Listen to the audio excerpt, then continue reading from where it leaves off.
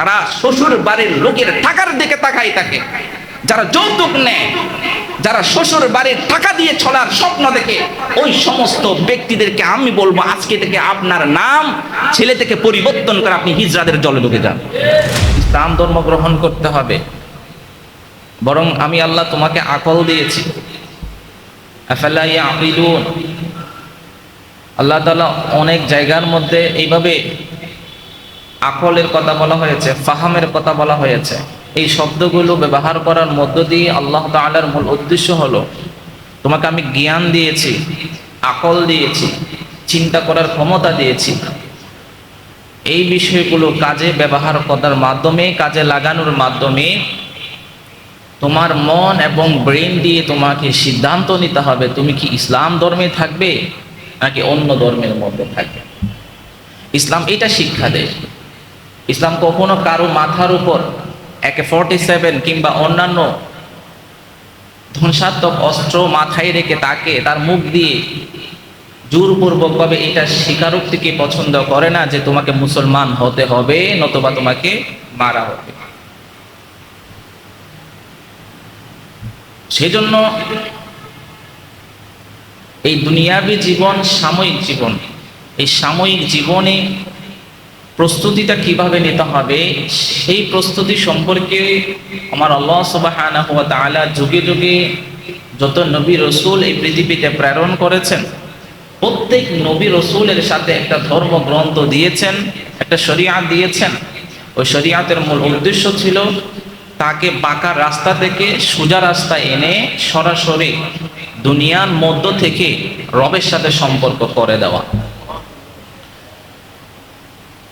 এই রবের সাথে সম্পর্ক করে দিতে গিয়ে অসংখ্য নবী রসুল যুগে যুগে তাদের যে অনুসারী বা তার উম্মতদের মধ্যে কিছু উম্মত এমন ছিল যারা ছিল পথভ্রষ্ট, তাদের দ্বারা লাঞ্ছনার শিকার হয়েছে, অবমাননার শিকার হয়েছে। বর্তমান সময়ে ইসলাম বা মুসলমানদের একমাত্র ধর্মগ্রন্থ, সেটির নাম কি? সেটির নাম কি? আল কোরআন। আমরা প্রায় সময় দেখতে পাই কেউ আল কোরআনের উপর পা রেখে সেটাকে অবমাননা করছে, কেউ পৃষ্ঠাগুলো ছিঁড়ে ছিঁড়ে সেটার উপর হাঁটা চলা করছে, কেউ আগুন দিয়ে পুড়িয়ে ফেলা হচ্ছে। এরকম দৃশ্য আমরা কিছুদিন পর পর দেখতে পাই। ডেনমার্কের কিছুদিন আগে ডেনমার্কের মধ্যে কোরআন নিয়ে অবমাননা করা হয়েছে। বিভিন্ন জায়গাতে আমরা দেখতে পাই যে মুসলমানদের ধর্মগ্রন্থ আল কোরআন নিয়ে বিভিন্ন জায়গায় বিভিন্ন সময়ে এটা অবমাননার বিষয়গুলো আমাদের চোখের মধ্যে পড়ে। কিন্তু আমাদের আসলে জানতে হবে আল কোরআনের অবমাননা যে শুধু কি এটা ইসলাম ধর্মের মধ্যে উম্মতে মুহাম্মাদের ক্ষেত্রে ঘটেছে নাকি পূর্বেকার সময়ের মধ্যেও আল্লাহর পক্ষ থেকে যে তাওরাত, ইনজিল, যে ধর্ম আসমানি কিতাব সেগুলোর সাথেও অবমাননা হয়েছে। আজকের আমার আলোচনার আলোচ্য বিষয় আসমানি কিতাবের অবমাননা এবং সেটার শাস্তি কি সে সম্পর্কে আজকে আমার আলোচনা। আল কোরআনের অবমাননা এবং সেটার শাস্তি কি সেটার প্রসঙ্গে যাওয়ার আগে আমাদেরকে একটু ইতিহাস থেকে ঘুরে আসতে হবে। পূর্বেকার যে ইহুদি নাসারা, ইহুদিজম বা খ্রিস্টান যারা আছে তাদের যুগেও কি তাদের ধর্মীয় গ্রন্থ নিয়ে কোনো অবমাননা হয়েছে? তাদের যুগেও কি তাদের রসুল কিংবা নবী নিয়ে কোনো অবমাননা হয়েছে? এ সম্পর্কে তো আমরা জানি। আমরা সকলে জানি বনি ইসরাইলের উপর আমার আল্লাহ সুবহানাহু ওয়া তাআলা যে ধর্মগ্রন্থ, যে আসমানি কিতাব দিয়েছেন সেই কিতাবের নাম কি? চুপ কেন? বনি ইসরাইলের উপর তথা মূসা আলাইহিস সালাতু ওয়াস সালামের উপর যে ধর্মগ্রন্থ আসমানি কিতাব অবতীর্ণ হয়েছে সেটার নাম কি? তাওরাত। এই বনি ইসরাইলের একটা সম্প্রদায় ছিল যারা সেই সময়ের জ্ঞানী ছিল। তারা এই তাওরাতের আল্লাহ সুবহানাহু ওয়া তাআলার পক্ষ থেকে যে নিদর্শনগুলো আসতো সেই নিদর্শনগুলো তারা বিকৃত করত, সেটাকে গোপন করত এবং সেই তাওরাতের প্রতি তারা অবমাননা করত। তাহলে আসমানি কিতাবের প্রতি অবমাননা এটা শুধু উম্মতে মুহাম্মাদের যুগে ঘটেছে এমন নয়, এটা মূসা আলাইহিস সালাতু ওয়াস সালামের যুগেও ঘটেছে। আমার আল্লাহ সুবহানাহু ওয়া তাআলা বলেন, أفكلما جاءكم رسول بما لا تهوى أنفسكم استكبرتم ففريقا كذبتم وفريقا تقتلون। আমার আল্লাহ সুবহানাহু ওয়া তাআলা বলেন, এটি কেমন কথা যখন তোমাদের কাছে কোন রাসূল এমন কোন কিছু নিয়ে এসেছেন যা তোমাদের মনের বিরুদ্ধে গিয়েছে, যা তোমাদের মনোরোচক হয় নাই, যা তোমাদের মতের বিরুদ্ধে গিয়েছে, তখনই তোমরা অহংকারে পেটে পড়েছো। ফারিকান কাযাবতুম ওয়া ফারিকান তাকতুলুন, একদল তোমরা মিথ্যাবাদী বলেছো, অপর দল তোমরা নবীকে হত্যা করেছো। তাহলে পূর্বেকার সময়ে যেই অনুসারীগুলা ছিল বনি ইসরাইল, আল্লাহর পক্ষ থেকে যখন কোনো নিদর্শন আসতো, সেই নিদর্শন যখন তাদের মতের বিরুদ্ধে যেত, যখন তারা মূর্তি পূজায় লিপ্ত থাকতো, নবী কিংবা রাসূল এসে যখন তাদেরকে বলতো মূর্তি পূজা করো না, রবের সাথে শরীক করো না, আল্লাহ এক, সেই ব্যক্তির সেই সত্তার সাথে কোনো শরীক করো না, সেই আল্লাহর দিকে ফিরে আসো, মূর্তি পূজা শিরক, এই শিরকের মধ্যে থেকে নিজের ঈমান, নিজের আমলকে নষ্ট করো না। যখন নবী রাসূলরা যখন তার অনুসারীদেরকে এই কথাগুলো বলতো, আর এই নিদর্শনগুলো যখন তাদের মতের বিরুদ্ধে যেত, তখন তারা সেই রাসূলের কথাগুলোকে মিথ্যা প্রতিপন্ন করত, মিথ্যা অপবাদ দিত। আবার কিছু কিছু সময় আমরা দেখতে পেতাম সেই নবীদেরকে তারা হত্যা করত। এই জন্য আমার আল্লাহ সুবহানাহু ওয়া তাআলা বললেন, ধর্মগ্রন্থের যে অবমাননা সেটা শুধু উম্মতে মুহাম্মাদের মধ্যে সীমাবদ্ধ নয়, বরং পূর্বেকার যে উম্মতরা এসেছে তারাও এই ধর্মগ্রন্থ নিয়ে অবমাননা করেছে। অপর আয়াতে আমার আল্লাহ সুবহানাহু ওয়া তাআলা বললেন, আফাতাতমাউনা আন ইউমিনু লাকুম ওয়া ক্বাদ কানা ফারীকুম মিনহুম ইয়াসমাউনা কালামাল্লাহ সুম্মা ইউহাররিফুনাহু মিন বা'দি মা আকালুহু ওয়া হুম ইয়ালামুন। আমার আল্লাহ সুবহানাহু ওয়া তাআলা উম্মতে মুহাম্মাদের যে ঈমানদার আছে সেই ঈমানদারকে উদ্দেশ্য করে বলেন, তোমরা কি এটা আশা করো যে ইহুদিরা তোমাদের কথা ঈমান আনবে? যে ইহুদিদেরকে তার পয়গম্বর সরাসরি ঈমানের দাওয়াত দিয়েছিল, কিন্তু সরাসরি সেই পয়গম্বরের কথাগুলো তারা প্রত্যাখ্যান করেছে, তোমরা কি এটা আশা করো? তোমরা ইহুদিদের সাথে বন্ধুত্ব করো, ব্যবসা করো, তোমরা কি এটা আশা করো যে ইহুদিরা তোমাদের কথায় ঈমান আনবে? وقد كان فريق منهم يسمعون كلام الله, অথচ তাদের একদল এমন ছিল যারা আল্লাহর বাণীগুলো নিজ কানে শুনতো। সুম্মা ইউহাররিফুনাহু মিন বা'দি মা ক্বালু, তারপর তারা সেই বাণীগুলো সুস্পষ্টভাবে নিজের জ্ঞান বুদ্ধি দিয়ে বুঝার পরও সেই বিধানগুলোকে তারা বিকৃত করত। ওহুম ইয়ালামুন, আর যে সমস্ত বিধানগুলোকে তারা বিকৃত করত সেই সমস্ত সম্পর্কে তারা ভালো করে জানতো। তারা এটা জানতো এটা সরাসরি রবের পক্ষ থেকে এসেছে, এটা কোনো নবী কিংবা রসুলের বানানো কোনো কথা নয়, এটা সরাসরি রবের কথা। এই বিষয়টা তারা জানার পরও, শোনার পরও, নিজ জ্ঞান আকল দিয়ে বোঝার পরও আমার আল্লাহর সেই বিধানগুলোকে তারা সরাসরি বৃদ্ধাঙ্গুল প্রদর্শন করত। বর্তমান সময়ে খ্রিস্টানদের যে বাইবেল আছে সেই বাইবেলটার অবস্থা দেখেন। বাইবেলের মধ্যে দুইটা ভার্সন হয়েছে, ওল্ড টেস্টামেন্ট, নিউ টেস্টামেন্ট। এই বাইবেল ছিল আল্লাহ সুবহানাহু ওয়া তাআলার পক্ষ থেকে অবতীর্ণ একটা কিতাব, যেটা ইনজিল ছিল। সেই ইনজিলটাকে তারা বাইবেলে নাম দিয়েছে। আল্লাহর পক্ষ থেকে যে আসমানি বিধানগুলো ছিল, ইউসুফ আলাইহিস সালাতু ওয়াস সালাম, ঈসা আলাইহিস সালাতু ওয়াস সালামকে রবের ডাকে সাড়া দিয়ে যখন নাকের আসমানের মধ্যে তুলে ফেলা হয়েছে, সেই সময় থেকে ঈসা আলাইহিস সালাতু ওয়াস সালামের উপরে যে শরীয়ত আমার আল্লাহর পক্ষ থেকে এসেছে, সাথে সাথে সেই শরীয়ত বিলুপ্ত হয়ে গিয়েছে। কিন্তু বর্তমান যারা খ্রিস্টান আছেন, তারা সেই ইনজিলটাকে পরিবর্তন করে, বিকৃত করে, নিজের মন গড়া মতামত সেখানে তারা অন্তর্ভুক্ত করেছে, নিজের মতো করে সেই বাইবেলটাকে তারা বানিয়েছে। যার ফলশ্রুতিতে তারা পথভ্রষ্ট হয়েছে। কোনটা সঠিক পথ, কোনটা বেঠিক পথ, তারা সেটা ডিফাইন করতে পারে না। এই জন্য আমার আল্লাহ সুবহানাহু ওয়া তাআলা বলেন, ইহুদিদের মধ্যে এমন এক জাতি ছিল যারা সরাসরি আমার সেই কালামগুলো তারা শুনতো, শোনার পরে সেগুলো বুঝতো, বোঝার পরও আমার সেই বিধানগুলোকে তারা বিকৃত করত। এরপরে আমার আল্লাহ সুবহানাহু ওয়া তাআলা বললেন, এবং সেই কিতাব, যে কিতাব আমি আল্লাহ তাদের উপর অবতীর্ণ করতাম, সেই কিতাবগুলোকে তারা অবমান করত এবং উপহাস করত।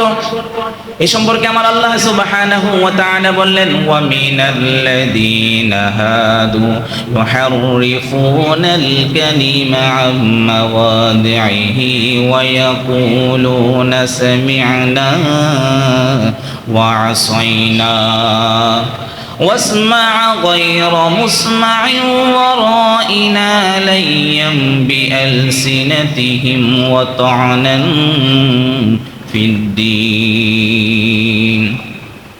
আমার আল্লাহ সুবহানাহু ওয়া তাআলা বললেন, ইহুদিদের মধ্যে এমন লোক আছে যারা আমার কথাগুলোকে তাদের যথাযথ স্থান যেটা আছে সেই স্থান থেকে তারা পরিবর্তন করত এবং বলতো, আমরা শুনেছি কিন্তু আমরা এগুলো মানব না, আমরা জানি এটা রবের পক্ষ থেকে এসেছে কিন্তু এটা আমরা মানব না। এভাবে তারা অবাধ্য হতো। এরপরে তাদের জিহ্বাকে বেঁকিয়ে সেই ধর্মটাকে তারা বিদ্রূপ করত, সেটাকে তারা ব্যঙ্গ করত। আল্লাহ সুবহানাহু ওয়া তাআলার পক্ষ থেকে যে বিধানগুলো আসছে সেই বিধানগুলোর প্রতি তারা বৃদ্ধাঙ্গুল প্রদর্শন করত। নবীকে তারা মিথ্যা অপবাদ করত, নবীদের প্রতি তারা উপহাস করত, অবমাননা করত। সুতরাং বর্তমান সময়ে যে কোরআনের অবমাননা হচ্ছে সেটা শুধু উম্মতে মুহাম্মাদের মধ্যে সীমাবদ্ধ নয়, বরং পূর্বেকার যে জাতি, সেই জাতি বনি ইসরাঈল তথা ইহুদিদের মধ্যেও এটা চলমান ছিল।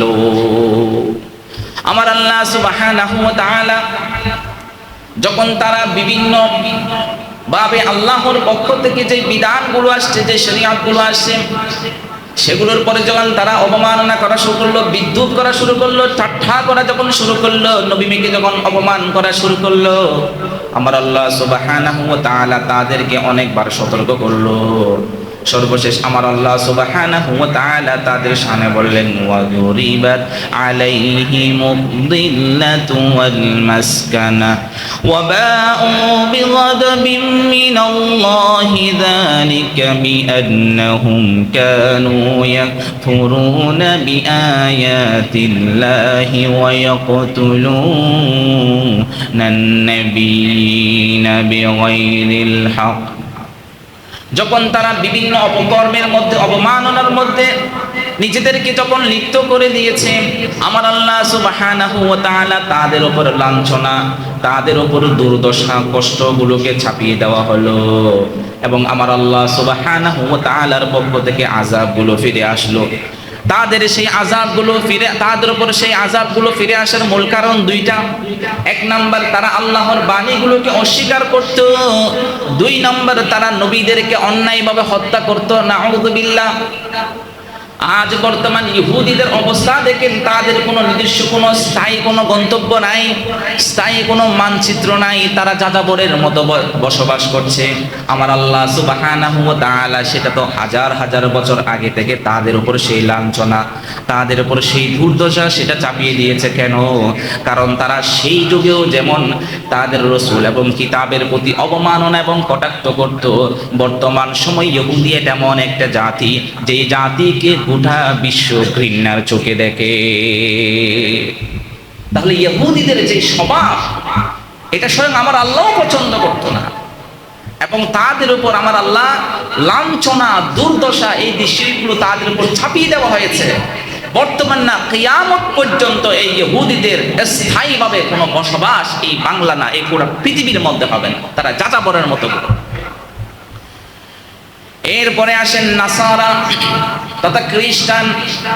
খ্রিস্টানের উপরও যখন ইনজিল অবতীর্ণ হয়েছিল, ঈসা আলাইহিস সালাতু ওয়াস সালাম যখন তাদের কাছে ইনজিলের যে শরিয়াত, সেই শরিয়াতের দাওয়াত নিয়ে গিয়েছিল, এক আল্লাহ, আল্লাহ ছাড়া কোনো মাবুদ নাই, এক আল্লাহর দিকে ফিরে আসো, শিরিক করো না, শিরিক ছাড়ো, চিত্তবাদগুলো ছাড়ো। কারণ তারা তিনজন খোদা মানত, এই সমস্ত ভ্রান্ত মতামতগুলো ছেড়ে এক আল্লাহ, যে এক আল্লাহ, শরীক আল্লাহ, ওই আল্লাহর সাথে কোনো শরীক করো না। এরপরে ঈসা আলাইহিস সালাতু ওয়াস সালামের দাওয়াতগুলোকে তারা প্রত্যাখ্যান করত। আসমানি কিতাব যে ছিল, সেই কিতাবের প্রতি তারা অবমাননা করত। আমার আল্লাহ সুবহানাহু ওয়া তাআলা বললেন, ফাওয়াইনুন লিল্লাযীনা ইয়াকতুবুনাল কিতাবা বিআইদিহিম সুম্মা ইয়াকুলুনা হাযা মিন ইনদিল্লাহি লিয়াশতারু বিহি সামানান কলিলা। আমার আল্লাহ সুবহানাহু ওয়া তাআলা অভিশাপ দিয়েছেন, ধ্বংসাত্মক জাতি হিসাবে চিহ্নিত করেছেন। আমার আল্লাহ বললেন, ধ্বংস ওই সমস্ত জাতি যারা তাদের কিতাবগুলো নিজ হাতে লেখে, যারা তাদের কিতাবগুলো নিজ হাতে লেখে। যেমন বাইবেলের ওল্ড টেস্টামেন্ট, নিউ টেস্টামেন্ট, এটা কি আসমানি কিতাব নাকি নিজেদের কিতাব? এটা নিজেরাই লিখেছে। আমার আল্লাহ সুবহানাহু ওয়া তাআলা সেই সমস্ত জাতিকে ধ্বংসাত্মক জাতি হিসাবে উল্লেখ করে বললেন, ফাওয়াইলুল লিল্লাযীনা ইয়াকতুবুনাল কিতাবা বিআইদিহিম। এই সমস্ত জাতি নিজ হাতে নিজের কিতাবগুলো রেখে আমি আল্লাহ সেই সমস্ত জাতিকে ধ্বংসাত্মক জাতি হিসাবে আখ্যায়িত করলাম। তুম্মা ইয়াকুলুনা হাযা মিন ইনদিল্লাহ লিয়াশতারু বিহি সামানান কালিলা। আর তাদের অনুসারীদেরকে বলে বলে বাড়াই, হাযা মিন ইনদিল্লাহ, এটা আমাদের লিখিত কিতাব নয়, এটা বরং রব থেকে এসেছে, বরং রবের কিতাব, ঈশ্বরের কিতাব। এই কথা বলে বলে মানুষের মাঝে বেড়ায় কি জন্য? সামানান কলিলা, সামান্য কিছু মুনাফার জন্য, সামান্য কিছু লাভের জন্য। সেই লাভটা কি? সাময়িক সময়ের চেয়ার। সেই লাভটা কি? সাময়িক সময়ের বাদশাহিয়ত। সেই লাভটা কি? সাময়িক সময়ের জন্য ক্ষমতা। এই সাময়িক সময়ের ক্ষমতার লোভে এবং মোহের মধ্যে পড়ে তারা সরাসরি আসমানি কিতাবগুলোকে অস্বীকার করে নিজের মন মতো মন গড়া কিতাব বানিয়ে রবের কিতাবগুলো বলে বলে তারা পাচার করছে। আমার আল্লাহ সুবহানাহু ওয়া তাআলা বললেন, ফাওয়াইলুল লিল্লাযীন, ওই সমস্ত ব্যক্তিদের জন্য আমি আল্লাহ শুধু দুনিয়াতে না, আখিরাতেও আমি আল্লাহ তাদেরকে ধ্বংসাত্মক জাতি হিসেবে চিহ্নিত করলাম। তাহলে ইহুদি জাতিও গেল, যেই জাতি শুধু রসুলকে নয়, তারা সেই রসুলের উপর অবতীর্ণ যে কিতাব, যে ধর্মগ্রন্থ, সেটার প্রতি অবমাননা করত, কটাক্ষ করত। আমার আল্লাহ তাদেরকে শাস্তি হিসাবে জিল্লাত দিয়েছে, লাঞ্ছনা দিয়েছে, দুর্দশা দিয়েছে। পরবর্তী আসলো নাসারা তথা খ্রিস্টান। তারা কি করলো? আসমানি কিতাবকে নিয়ে নিজের মতো করে লিখলো, অনেকগুলো ভার্সন বের করলো। বাইবেলের ওল্ড টেস্টামেন্ট, নিউ টেস্টামেন্ট, বিভিন্ন ভার্সন বের করে তাদের অনুসারীদের মধ্যে এই কথা বলে থাকলো, হাযা মিন ইনদিল্লাহ, এটা ঈশ্বরের কিতাব, এটা গডের কিতাব। তারা এই কথার মূল উদ্দেশ্য হলো সাময়িক সময়ের জন্য নিজেদেরকে সাময়িক লাভ, কিন্তু তারা এই সাময়িক লাভের জন্য একটা চিরস্থায়ী গতির দিকে তারা আগাচ্ছে। এই কথা যখন তারা বলল, তারা যখন এভাবে যখন প্রচার করলো, আমার আল্লাহ সুবহানাহু ওয়া তাআলা তাদের উপর শাস্তি আনলো। ওয়া মিনাল্লাযীনা ক্বালু ইন্না নাসারা أخذنا ميثاقهم فنسوا حظا مما ذكروا به فأغوينا بينهم العداوة والبغضاء إلى يوم القيامة وسوف ينبئهم الله بما كانوا يصنعون। আমার আল্লাহ সুবহানাহু ওয়া তাআলা বললেন, ওয়া মিনাল্লাযীনা ক্বালু, ওই নাসারারা যারা বলে ইন্না নাসারা, আমরা নাসারা, আমরা খ্রিস্টান জাতি, আমরা নাসারা জাতি, আখাযনা মিসাকাহুম, আমি আল্লাহ তাদের কাছ থেকে অঙ্গীকার নিয়েছিলাম, ফানাসু হাযযাম মিম্মা যুকিরু বি, কিন্তু সেই সমস্ত অঙ্গীকারগুলো তারা ভুলে গিয়েছিল। فأغرينا بينهم العداوة والبغضاء, তাদেরকে যে অংশ তাদেরকে স্মরণ করে দেওয়া হয়েছে, তাদের মধ্যে একটা অংশ সেই অঙ্গীকারগুলো ভুলে গিয়েছে। ভুলে যাওয়ার পরে فأغرينا بينهم العداوة والبغضاء إلى يوم القيامة, আমি আল্লাহ সুবহানাহু ওয়া তাআলা তাদের মধ্যে কিয়ামত পর্যন্ত শত্রুতা, আমি আল্লাহ তাদের মধ্যে কিয়ামত দিবস পর্যন্ত শত্রুতা এবং বিদ্বেষ জাগিয়ে দিলাম। তাদের পারস্পরিক শত্রুতা এবং বিদ্বেষ এই জিনিসটা তৈরি করে দিলাম, সৃষ্টি করে দিলাম। কিয়ামত পর্যন্ত এই নাসারা খ্রিস্টানদের পারস্পরিক হিংসা, বিদ্বেষ, যুদ্ধ সব সময় লেগে থাকবে। তাহলে ইহুদি জাতিকে যে আমার আল্লাহ শাস্তি দিয়েছেন লাঞ্ছনা এবং দুর্দশা, নাসারাকে আমার আল্লাহ শাস্তি দিয়েছেন কিয়ামত পর্যন্ত তাদের পারস্পরিক শত্রুতা থাকবে এবং বিদ্বেষ তাদের মাঝে লেগেই থাকবে। তারা একজন অপরজনকে সহ্য করতে পারবে না। খ্রিস্টানদের মধ্যে মারামারি হবে, একদল বলবে আমরা বাইবেল মানি না, আরেক দল বলবে আমরা বাইবেল মানি, লেগে যাবে।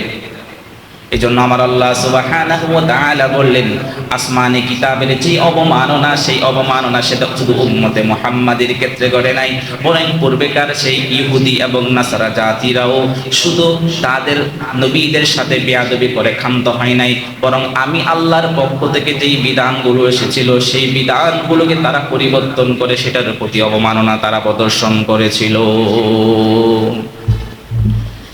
এরপরে আসেন উম্মতে মুহাম্মাদের উপর আমার আল্লাহ সুবহানাহু ওয়া তাআলা সর্বশেষ নবী হিসেবে জনাব মুহাম্মদ মুস্তাফা সাল্লাল্লাহু আলাইহি ওয়াসাল্লামকে প্রেরণ করলেন।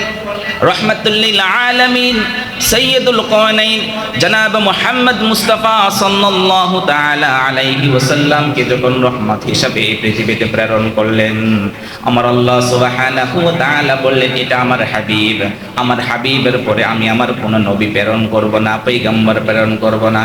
এটা আমার হাবিব, আমার হাবিবের পরে আমি পরবর্তী আর কোনো ধর্মগ্রন্থ এই পৃথিবীতে প্রেরণ করব না। সুতরাং সর্বশেষ যে ধর্মগ্রন্থ আল কোরআন, এটা আমি তোমাদের কাছে প্রেরণ করেছি। কিয়ামত পর্যন্ত এই ধর্মগ্রন্থের স্থায়িত্ব এই পৃথিবীর মধ্যে থাকবে। সেজন্য আমার আল্লাহ সুবহানাহু ওয়া তাআলা কোরআন অবমাননা তো দূরের কথা, নবীর প্রতি যদি ব্যঙ্গাত্মক অপমান তো দূরের কথা, আমার আল্লাহ শাস্তিও তো ওইটাও দিয়েছেন। শুধু এই কোরআন অবমাননা করলে এটা তো দূরের কথা, এই কোরআন না শিখলে সেটার শাস্তিও কি আমার আল্লাহ সুবহানাহু ওয়া তাআলা কোরআনের মধ্যে বলেন, ওয়ামান আ'রাদা আন যিকরি ফাইন্না লাহু মাঈশাতান দানকান ওয়া নাহশুরুহু ইয়াওমাল কিয়ামা। আমার আল্লাহ সুবহানাহু ওয়া তাআলা বলেন, যেই ব্যক্তি আমার এই কোরআন থেকে মুখ ফিরিয়ে নেবে, যেই ব্যক্তি আমার এই কোরআন শিখবে না, আমার এই কোরআন জানবে না, আমার এই কোরআন যথাযথভাবে শিখবে না, মাঈশাতান দনকা, আমি আল্লাহ সুবহানাহু ওয়া তাআলা এই পৃথিবীর মধ্যে সেই ব্যক্তির জন্য তিনটা শাস্তি রাখলাম। কয়টা শাস্তি? মাঈশাতান দনকা। মুফাসসিরিন একরাম মাঈশাতান দনকার দুইটা ব্যাখ্যা করেছেন, দুইটা শাস্তি এখানে উল্লেখ করেছেন। মাঈশাতান দনকা, তার দুনিয়াবি জীবনের যেই বারকা, সেই বারকা আমি আল্লাহ উঠিয়ে নিব। তাকে সব সময় মুসিবতের মধ্যে রাখবো, দুর্দশার মধ্যে রাখবো, লাঞ্ছনার মধ্যে রাখবো। তার ঘরের মধ্যে সব সময় অভাব থাকবে, অভাব সব সময় তার ঘরের মধ্যে পেয়ে থাকবে। উপযুক্ত মেয়ে থাকবে, বিবাহ হবে না। উপযুক্ত ছেলে থাকবে, বিবাহ হবে না। উপযুক্ত ছেলে থাকবে, সেই ছেলে তার বাবা মার মৃত্যুর কারণ হবে। উপযুক্ত মেয়ে থাকবে, সেই মেয়ে তার বাবা মার মৃত্যুর কারণ হবে।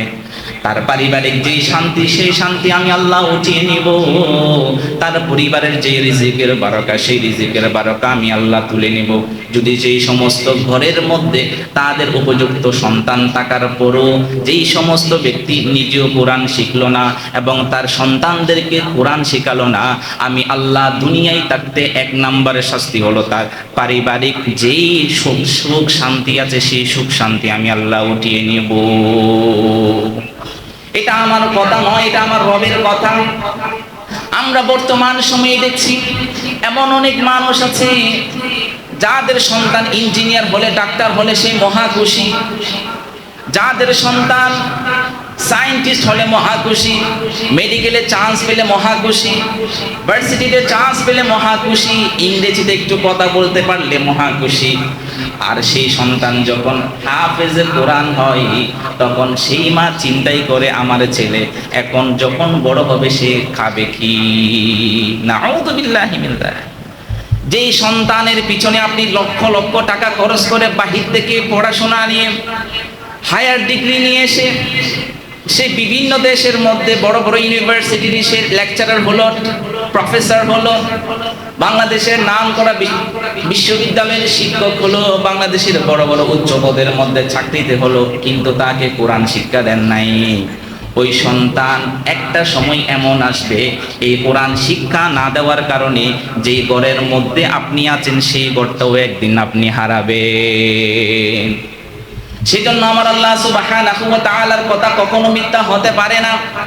তোমরা যদি আমার এই কোরআন থেকে মুখ ফিরিয়ে নাও, তোমার সন্তানকে যদি কোরআন শিক্ষা না দাও, তোমার পরিবারের মধ্যে যদি কোরআনের চর্চা না হয়, তুমি নিজেও যদি কোরআন শিক্ষা না করো, তোমার স্ত্রী যদি কোরআন না শেখে, তুমি যত কোটি টাকা কামাও না কেন, ওই কোটি টাকার মধ্যে আমি আল্লাহ এক বিন্দু বারকা রাখবো না। আমাদের সমাজের মধ্যে লক্ষ লক্ষ কোটি কোটি টাকার মালিক এমন ব্যক্তি আছে কি নাই?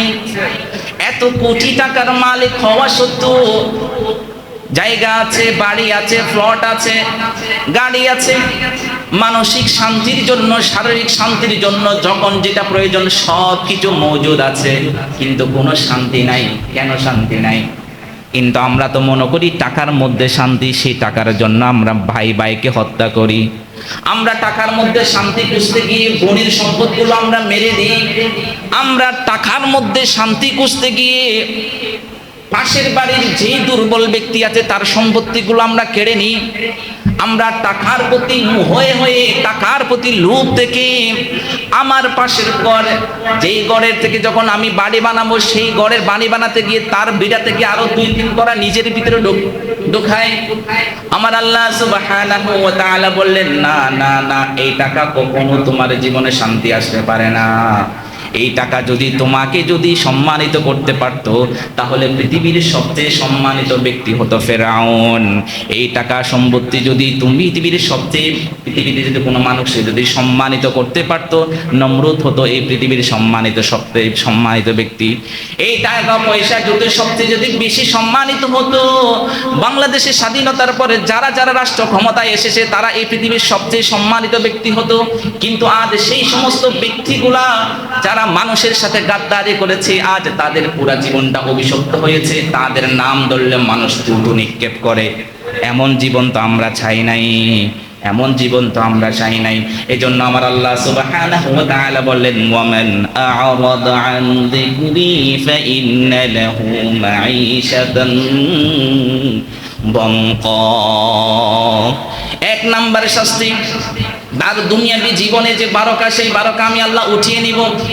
মাঈশাতান দানকান, 2 নম্বরের শাস্তি, 2 নম্বর তাফসীরের ব্যাখ্যার মধ্যে বলা হয় সেই ব্যক্তি যখন মৃত্যুর পর যখন কবরে যাবে, তার কবরটা এত বেশি সংকীর্ণ করা হবে, তার এক পাশের পাঁজর আরেক পাশের মধ্যে ঢুকে যাবে। তার কবরের জীবনের যে প্রশস্ততা, সেই প্রশস্ততাকে আমার আল্লাহ সংকীর্ণ করে দিবে।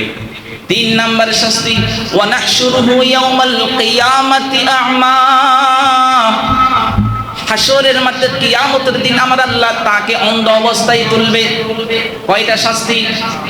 1 নাম্বার শাস্তি, তার দুনিয়াবি জীবনটাকে আমার আল্লাহ সংকীর্ণ করে দিবে, বারকা উঠিয়ে নেবে। 2 নম্বরের শাস্তি, তার কবরের জীবনটাকে সংকীর্ণ করে দিবে। 3 নম্বরের শাস্তি, সেই দুনিয়াতে চাক্ষুষওয়ালা ছিল, দুনিয়াতে সে যদি দৃষ্টিওয়ালা ছিল, কিন্তু আমার আল্লাহ তার হাসর হবে, তাকে কিয়ামতের মাঠে তুলবে। সে আল্লাহকে প্রশ্ন করবে, ক্বালা রাব্বি লিমা হাশরতানি আ'মা ওয়া ক্বাদ কুনতু বাসীরা। আমার আল্লাহ সুবহানাহু ওয়া তাআলাকে সেই ব্যক্তি বলবে, ও আল্লাহ, দুনিয়ায় যখন আমি ছিলাম আমি তো চক্ষুষ ছিলাম, আমি তো অন্ধ ছিলাম না, তুমি কেন আমাকে অন্ধ অবস্থায় দিলা? তুমি কেন আমাকে আজ অন্ধ অবস্থায় তুলেছো? আমার আল্লাহ সুবহানাহু ওয়া তাআলা বললেন, ক্বালা কাযালিকা আতাতকা আয়াতুনা ফানাসিতাহা ওয়া কাযালিকাল ইয়াউমা তুনসা। তোমার ঘরে যখন আমার কোরআন ছিল, সেই কোরআনটা তো একবার খুলে দেখো নাই। তোমার গলার আলমিরার উপর আমার কোরআন ছিল, ওই আলমিরার কোরআনের উপর অনেকগুলো ধুলাবালি চলে আসছে, একবার তো ঝাড়ু দেওয়ার জন্য হলো নাও নাই। তোমার পাশের চেয়ারের, তোমার টেবিলের মধ্যে অসংখ্য লেখকের বই ছিল, ওই টেবিলের মধ্যে আমার কোরআনের তো জায়গা হয় নাই। তুমি ফিজিক্স, কেমিস্ট্রি, বায়োলজি শেখার জন্য লক্ষ লক্ষ টাকা খরচ করেছো, চট্টগ্রাম ঢাকার সবচেয়ে ভালো ভালো টিচারের কাছ থেকে তুমি কোচিং করেছো, কই কখনো তো একবারও মনে করো না এই কোরআনটা তো আমার শিখতে হবে, কারণ এই কোরআনটা আমার কবরের বাসা, এই কোরআনটা আমার জান্নাতের বাসা। এই বাসা যদি আমি না শিখি, তাহলে কবরের মধ্যে যখন যাব, সেই ফেরেশতাদের প্রশ্নের উত্তর কিভাবে দেব? ফেরেশতাদের প্রশ্নের উত্তর তো কখনো বাংলায় হবে না, ইংরেজিতে হবে না, উর্দুতে হবে না, ফার্সিতে হবে না, মালাইতে হবে না। জান্নাতের সেই কবরের সেই প্রত্যেকটা প্রশ্নের উত্তর আপনাকে আরবিতে দিতে হবে। সেজন্য আমার আল্লাহ সুবহানাহু ওয়া তাআলা বললেন, ওই সময় তোমার টেবিলের মধ্যে আমার কোরআন ছিল, তুমি কোরআনটা খুলে দেখো নাই। তোমার শেলফের মধ্যে অনেকগুলো বই ছিল, ওই বইয়ের মধ্যে আমার কোরআনের জায়গা হয় নাই। ক্বালা কাযালিকা আতাতকা আয়াতুনা ফানাসিতাহা ওয়া কাযালিকাল ইয়াউমা তুনসা। সেদিন যেমন তুমি আমাকে ভুলে গিয়েছো, আজকের এই দিনও আমি আল্লাহ তোমাকে ভুলে গেলাম। নাউযুবিল্লাহ। এত কিছু বলার পরও এটা তো আমার কথা নয়, এটা তো খতিব সাহেবের কথা নয়, এটা তো কোরআনের কথা। যদি কোনো ব্যক্তি একজন প্রকৃত মুসলমান হওয়ার পরও যদি এই কোরআনের আয়াতগুলো যদি জানার পরও সেই ব্যক্তির মাঝে যদি কোনো ধরনের যদি হিংস, কোনো জনের যদি আগ্রহ না জাগে, তাহলে মনে রাখতে হবে আমরা অনেক দুর্বল হয়ে গিয়েছি। আমরা নিজেদেরকে শুধু ঈমানদার দাবি করলে তো কখনো ঈমানওয়ালা হতে পারবো না। আমার আল্লাহ সুবহানাহু ওয়া তাআলা বললেন, আফা হাসিবান নাস আন ইউতরাকু আন ইয়াকুলু আমান্না ওয়া হুম লা ইফতানুন। আমার আল্লাহ সুবহানাহু ওয়া তাআলা বলেছেন, তোমরা কি মনে করেছো, আফা হাসিবান নাস, মানুষ কি মনে করেছে, আন ইউতরাকু আন ইয়াকুলু আমান্না, আমরা ঈমান এনেছি, এটা বলার কারণে আমি আল্লাহ তাদেরকে ছেড়ে দিব? না না না, আমি আল্লাহ তাদেরকে ছেড়ে দিব না, আমি আল্লাহ তাদেরকে ছেড়ে দিব না। কিয়ামতের দিন যখন হবে, আমলনামা যখন তার হাতে যখন দেওয়া হবে, আমলনামা যদি বাম হাতে চলে আসে, তখন সে বলবে, ইয়া লাইতানি লাম উতা কিতাবিয়া, হায় যদি আমার এই আমল নামা যদি দেওয়া না হতো, ওয়ালাম আদরি মা হিসাবিয়া, আজকের দিনে যদি আমার কোনো কিছুর যদি হিসাব না হতো, ইয়া লাইতাহা কানাতিল কাদিয়া, যদি মৃত্যুই যদি সব কিছু শেষ হয়ে যেত আর মৃত্যুই যদি আমাদের সমাপ্তির জীবন হতো, আমার যদি আজ আমার আমল নামায় যদি আমাকে দেওয়া না হতো, আজকের এই দিনটা যদি না হতো যেই দিনের মধ্যে আমাদের সকলের হিসাব নেওয়া হবে, এরপরে আমার আল্লাহ সুবহানাহু ওয়া তাআলার সেই বিষয়গুলো তারা মনে করে করে যারা সম্পদশালী ছিল, যারা দুনিয়াতে সম্পদের বড়াই করত, অহংকার করত, টাকাওয়ালা ছিল, ক্ষমতার বড়াই করত, দুইটা বাড়ি ছিল, মানুষকে মানুষ মনে করত না, সেদিন সেই সমস্ত ব্যক্তিগুলো বলবে মা আগনা আন্নি মালিয়া। আজকের এই দিনে এমন একটা দিনের মধ্যে দাঁড়িয়েছি, এমন এক সত্তার সামনে দাঁড়িয়েছি যেই সত্তাকে টাকা দিয়ে কেনা যায় না। এমন এক দিনের মধ্যে দাঁড়িয়েছি, এমন এক জায়গার মধ্যে দাঁড়িয়েছি যেখানে মিজানের পাল্লাগুলোকে টাকা দিয়ে কেনা যায় না। এটা তো বাংলাদেশের সুপ্রিম কোর্ট নয়, এটা তো বাংলাদেশের হাইকোর্ট নয়, যেই সুপ্রিম কোর্ট হাইকোর্টের বিচারকগুলো আপনার টাকার বান্ডিল ডাকলে মুহূর্তের মধ্যে আপনার বিচার পরিবর্তন হয়ে যাবে। আমার আল্লাহ বলেন মাগনা আন্নি মালিয়া, তুমি দুনিয়ার বাংলাদেশের সুপ্রিম কোর্টের সেই বিচার পরিবর্তন করতে পারো, মামলা পরিবর্তন করতে পারো, কিন্তু যখন তুমি আমি আল্লাহর সামনে দাঁড়াবে, আমার আল্লাহর সামনে যে মিজান আছে সেই মিজানকে তুমি কখনো টাকা দিয়ে কিনে আনতে পারবে না। মা আগনা আন্নি মালিয়া, সেদিন তোমার সেই টাকার মনোমূল্য হবে না, সেদিন তোমার টাকার কোনো কাজে আসবে না। ও দুনিয়াওয়ালা ব্যক্তি, ও টাকাওয়ালা ব্যক্তি, একটু চোখ বন্ধ করে যদি চিন্তা করি, আমরা যখন এই দুনিয়া থেকে চলে যাই, সাদা একটা কাপড় পরে চলে যাই, আমাদের যে সহায় সম্পত্তি, যে ক্ষমতা, যে বাড়ি গাড়ি, সেগুলোকে আমরা কবর নিয়ে যেতে পারি, সেগুলিকে আমরা কবর নিয়ে যেতে পারি। তাহলে কেন এত অহংকার? কিসের এত অহংকার? কেন এত লোভ? কেন এত লালসা? কেন এত লালসা? আমার আল্লাহ সুবহানাহু ওয়া তাআলা সেই সমস্ত ব্যক্তিদেরকে বললেন যাদেরকে আমার আল্লাহ দুনিয়াতে বাদশাহিয়ত দিয়েছেন, যাদেরকে আমার আল্লাহ দুনিয়াতে ক্ষমতা দিয়েছেন, হালাকা আন্নি সুলতানিয়া, সেদিন তোমার ক্ষমতার কোনো কাজ আসবে না। যেই ক্ষমতা দিয়ে তুমি দুর্বল ব্যক্তিদেরকে আঘাত করতে, যেই পাওয়ার দিয়ে তুমি অসংখ্য মানুষকে হত্যা করতে, যে পাওয়ার দিয়ে তুমি অসংখ্য নিরীহ ব্যক্তিদেরকে মামলায় ঢুকিয়ে দিতে, যে পাওয়ার দিয়ে তুমি অসংখ্য নিরীহ ব্যক্তিকে গুম করে সেই ব্যক্তিকে তার মেয়ে সন্তানের কাছ থেকে তুমি কি আলাদা করে দিতে, মায়ের বুক খালি করে দিতে, আজকের এই দিনে তোমার সেই কর্তৃত্ব, সেই ক্ষমতা এখানে চলবে না। এরপরে আমার আল্লাহ সুবহানাহু ওয়া তাআলা বলবেন, যখন তাদের ক্ষমতাও চলতেছে না, টাকা দিয়ে যখন মিজানের পাল্লা কিনা যাচ্ছে না, ক্ষমতা দিয়ে যখন আমার আল্লাহর সেই সিদ্ধান্ত পরিবর্তন করা যাচ্ছে না, আমার আল্লাহ সুবহানাহু ওয়া তাআলা তখন বলবেন খুযুহু ফাগুল্লু সুম্মাল জাহিমা সাল্লু। আমার আল্লাহ সুবহানাহু ওয়া তাআলা বলবেন এদেরকে ধরো, এদেরকে বাঁধো, এদেরকে ধরো, এদেরকে বাঁধো। যারা দুনিয়াতে টাকা ছিল টাকার গরম দেখিয়েছে, যারা দুনিয়াতে ক্ষমতা ছিল ক্ষমতার দেখিয়েছে, ক্ষমতার অপব্যবহার করেছে, এদেরকে ধরো। আমার আল্লাহ সুবহানাহু ওয়া তাআলা বলবেন সুম্মাল জাহিমা সাল্লু, এরপর ফেরেশতাদেরকে নির্দেশ দিবেন এদেরকে ধরে জাহান্নামে নিক্ষেপ করো। কোথায় নিক্ষেপ করো? জাহান্নামে নিক্ষেপ করো। এরপরে আমার আল্লাহ সুবহানাহু ওয়া তাআলা বললেন সুম্মা في سلسلة ذرعها 70 ذراعا فاسلكوه। এরপর আমার আল্লাহ সুবহানাহু ওয়া তাআলা বলবেন এরপর তাকে একটা শৃঙ্খলের মধ্যে প্রবেশ করাও, যার দৈর্ঘ্য হবে 70 হাত। আমার আল্লাহ প্রত্যেকটা বিষয় কত সুন্দর করে প্রত্যেকটা বিষয় কোরআনের মধ্যে বলে দিয়েছে। কি করলে কি হবে, কি করলে কি শাস্তি হবে, এটা আমার আল্লাহ সব কিছু কোরআনের মধ্যে এত স্পষ্টভাবে বলে দেওয়ার পরেও উম্মতে মুহাম্মাদের ওই সমস্ত যুবক ভাইদের যারা গাঁজা খায়, যারা সুদ খায়, যারা ঘুষ খায়, আমার সেই সমস্ত ভাইগুলো যারা বৃদ্ধা হয়ে গিয়েছে, দাড়ি শেভ করে কিসের যৌবনতা, আল্লাহর সেই বিদ্যাতের খাতার মধ্যে তোমার নাম উঠে গিয়েছে, তুমি কেমনে পারো এখনো শার্ট পরে ঘুরতে? তুমি কেমনে পারো সেই রসুলের সুন্নাহকে এখনো বিসর্জন দিতে? তুমি কেমনে পারো দাড়িগুলো শেভ করতে?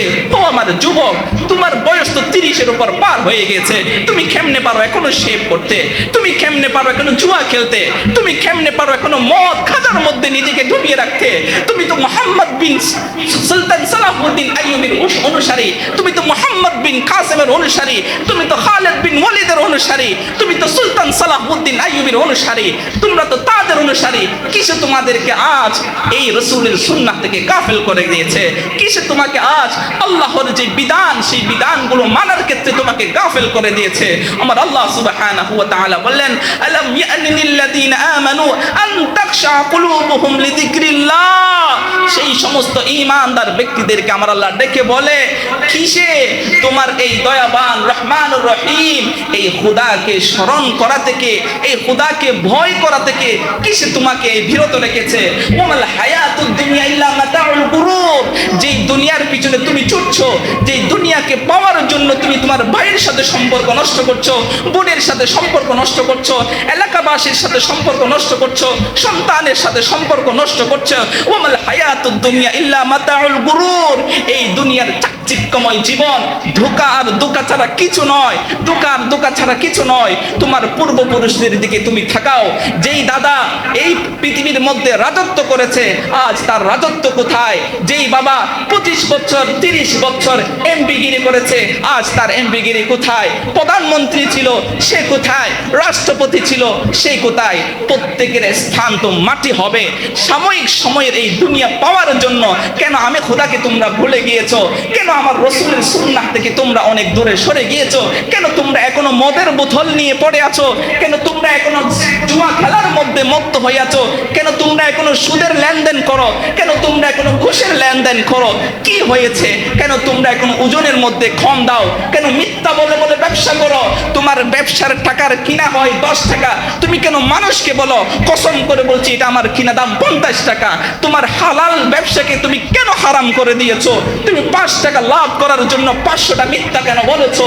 আমার আল্লাহ সুবহানাহু ওয়া তাআলা বললেন, না না বান্দা, ওয়া হাল্লাল্লাহুল বাইআ ওয়া হারামার রিবা। এই ব্যবসাকে আমি আল্লাহ হালাল করেছি, তুমি সেই ব্যবসাকে হালাল পদ্ধতিতে চালাও। আমি আল্লাহ তোমার 1 টাকা কামাইয়ের মধ্যে 1 কোটি টাকার বারাকা দিব। আর তুমি যদি এই ব্যবসাকে হারাম করো, ওই হারামের ব্যবসায় তুমি যদি 1 কোটি টাকাও যদি উপার্জন দাও, আমি আল্লাহ সেই 1 কোটি টাকা উপার্জনের মধ্যে 1 টাকার বারাকাও দিব না।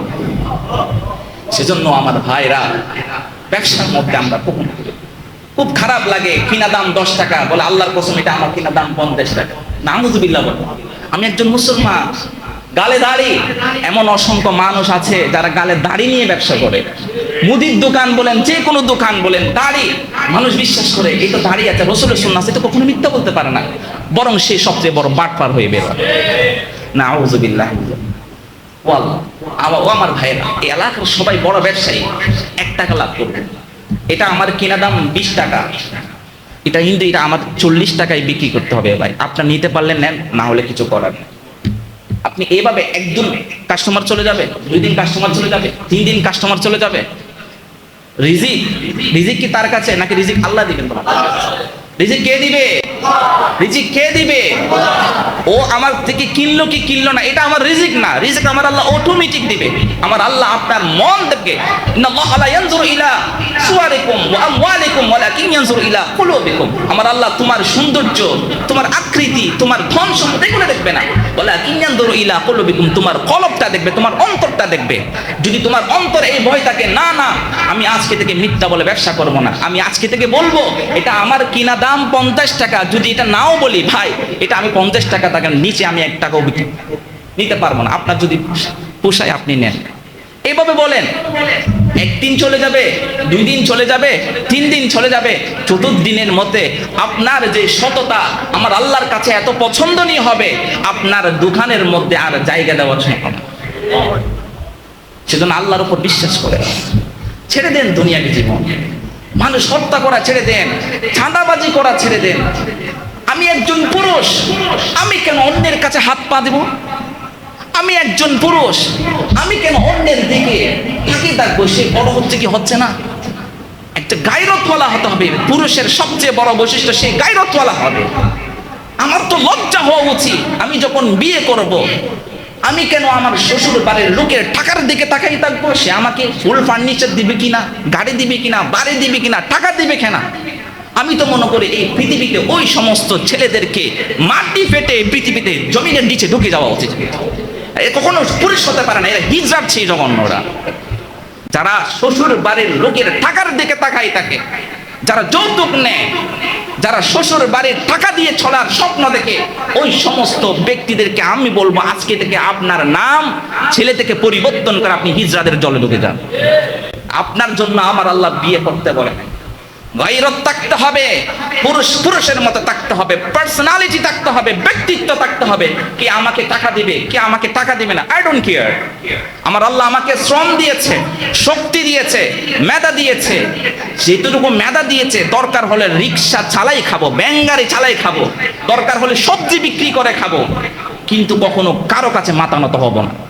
এটাই হলো একজন মুসলমানদের আদর্শ।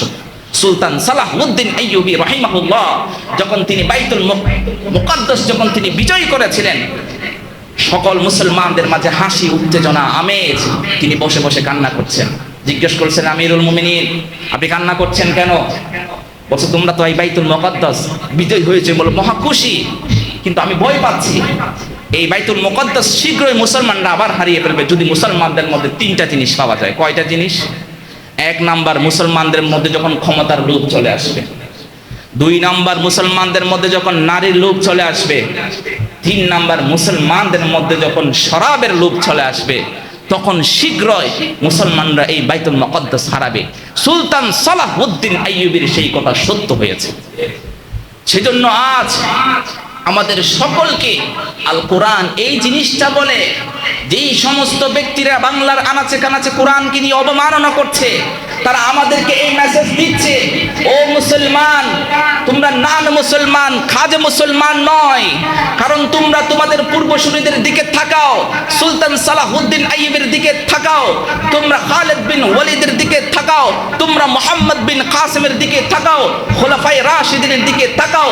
কোরআন অবমাননা তো দূরের কথা, রাসূল সাল্লাল্লাহু আলাইহি ওয়াসাল্লামের জীবনী নিয়ে একটা কটু বাক্য করার সাহস কেউ দেখাইতে পারে নাই। কারণ তারা ছিল ঈমানে ভরপুর। বর্তমান সময়ে সর্ব অবস্থায় আমরা দেখছি কোরআনকে অবমাননা করা হচ্ছে, রাসূলের শান নিয়ে কটূক্তি করা হচ্ছে। এটাই হলো আমাদের ব্যর্থতা। কারণ মুসলমানদের চরিত্রে তো অধপতন হয়েছে, যেই অধপতনের কারণে তারা আমাদের ঈমানের উপর পা দিয়ে যেভাবে ইচ্ছা সেভাবে আমাদের ধর্মগ্রন্থ নিয়ে অবমাননা করে যাচ্ছে। বামরা আমাদের ঈমান নিয়ে খেলা করছে। কিন্তু আজ বাংলার 18 কোটি মুসলমান, বাংলাদেশের শতকরা 90% মুসলমান হিজড়ার মতো ঘরের মধ্যে ঘরে বসে আছে, কিছুই করার তাহলে সাহস নাই। সেজন্য কোরআনটাকে হাতে নেন। ইংলিশ মিডিয়াম বাদ দেন, আপনি আপনার সন্তানটাকে আগে কোরআন শিখান, এরপর ইংলিশ মিডিয়াম পড়ান। আপনার সন্তানকে আপনি আগে কোরআন শিখান, এরপর ইঞ্জিনিয়ার বানান। আপনার সন্তানকে আপনি কোরআন শিখান, এরপর আপনি সায়েন্টিস্ট বানান। যদি আপনার সন্তানকে যদি আপনি কোরআন না শিখিয়ে বিজ্ঞানী বানান, সায়েন্টিস্ট বানান, ডাক্তার বানান, ইঞ্জিনিয়ার বানান, এই সন্তান একদিন আপনার জীবনের সবচেয়ে বড় অধপতনের কারণ হবে।